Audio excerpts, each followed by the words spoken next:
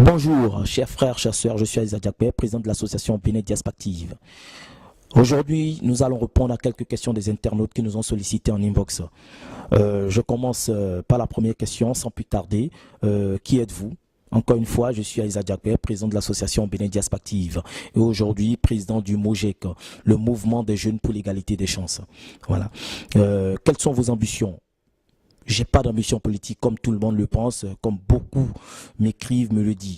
J'ai pas d'ambition politique. Mes seules ambitions au jour d'aujourd'hui, c'est la valorisation de ma culture, c'est la valorisation de mon pays à l'extérieur, c'est la valorisation de nos artistes, voilà. Et c'est, comment dirais-je, c'est fait circuler plus du social dans notre pays. C'est que nous voulons un social, nous voulons partout dans le Bénin que les gens soient sociaux. Parce qu'un peuple qui est solidaire, c'est un peuple qui sort toujours gagnant. Voilà.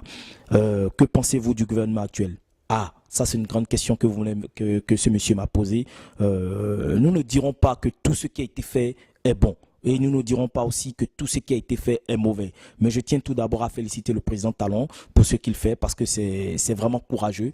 Et pour gouverner un peu comme le peuple béninois, franchement, il faut être fort et il faut être patient.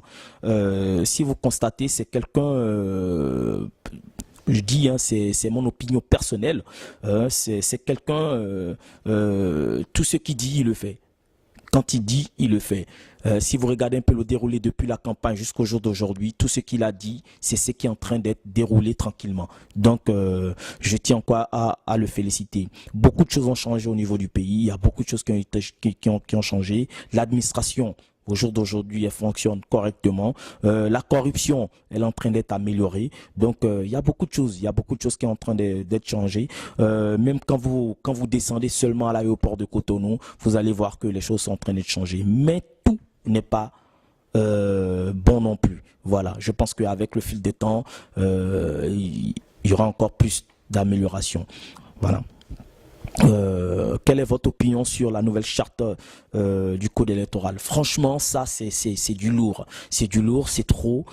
Pour un jeune, c'est que là on est en train d'écarter une partie de la jeunesse. Parce que un jeune trouver 200 millions au jour d'aujourd'hui dans un pays comme le nôtre, le Bénin, où rien que le SMIC est encore à 40 000 francs CFA, c'est franchement pour moi c'est du lourd, hein, c'est trop, c'est trop, c'est trop.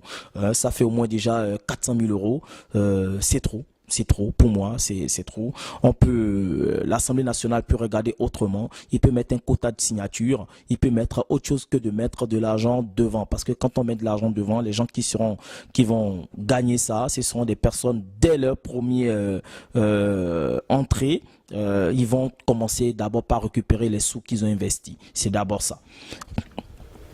Pourquoi avez-vous, pourquoi vous n'avez pas organisé?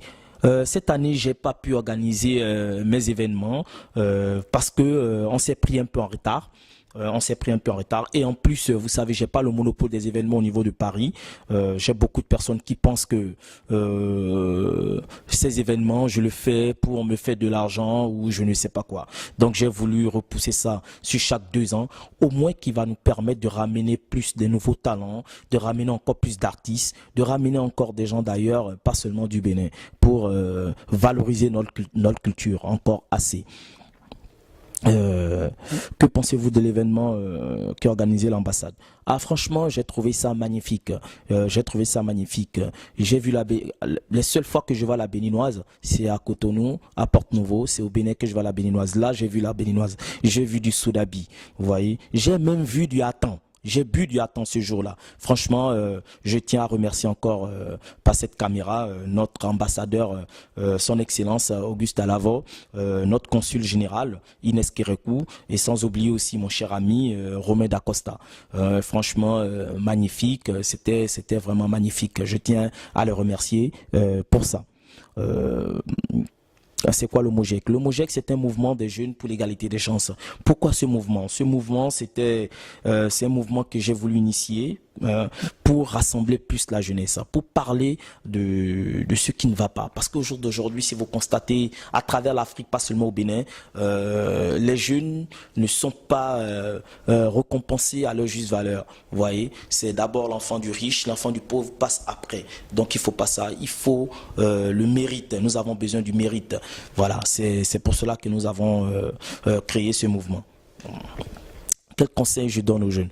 Le seul conseil que je donnerai aux jeunes, il est simple que ça. C'est que ne vous découragez pas. Peu importe le domaine où vous êtes, peu importe ce que vous faites, les gens vous diront toujours, arrête, cesse, tu nous agaces. Arrête, cesse, tu nous agaces. Ne lâchez pas.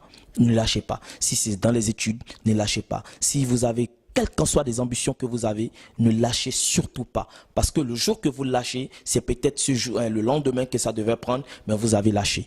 Donc, continuez dans votre lignée. Je suis sûr que peu importe, ça portera ses fruits. Bon, c'était tout juste, voilà, les questions d'aujourd'hui. Je pense que dorénavant, si vous avez des questions, n'hésitez pas à nous les envoyer. Nous allons vous répondre. Sur ce, je vous remercie.